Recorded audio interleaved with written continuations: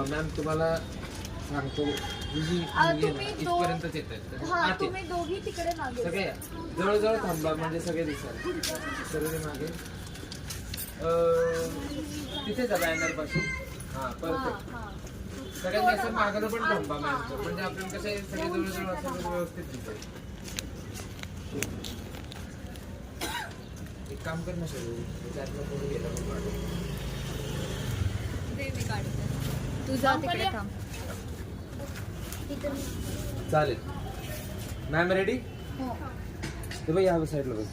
पहिले हिचं घेणार आहे का?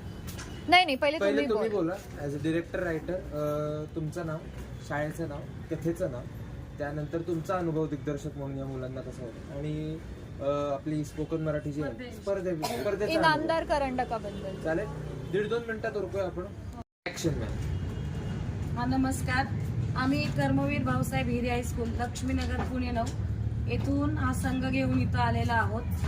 आमच्या नाटकाचं नाव पूर्ण ब्रह्म असं होतं.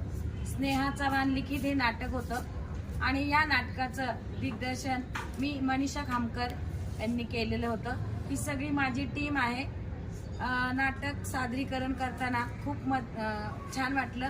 आणि ह्या स्पर्धेविषयी म्हणाल तर ही जी बालनाट्य स्पर्धा आहे, हा राज्यस्तरीय मंच जो आहे तो Marathi spoken English Azam camps यांनी आम्हाला मिळवून दिलेला आहे. आणि अनेक स्पर्धक याच्यात सहभागी होऊन निश्चितच यापुढे चांगले कलाकार या आपल्या मराठी रंगभूमीला मिळतील या स्पर्धेच्या माध्यमातून, असं मला वाटतं. तर खूप छान होता या स्पर्धेचा अनुभव. माझं नाव सिद्धी ओहाळ. मी इयत्ता 9वी मध्ये शिकते आणि माझा रोल शेतकरीचा होता. मला खूप आनंद झाला मी शेतकरीचा रोल केला म्हणून. आणि माझा एक्सपिरियन्स म्हणजे इथे येऊन मला खूप छान वाटलं आणि इथे सादरीकरण केल्यामुळे मला एक नवीन हे दिसली, पुढची वाट दिसली.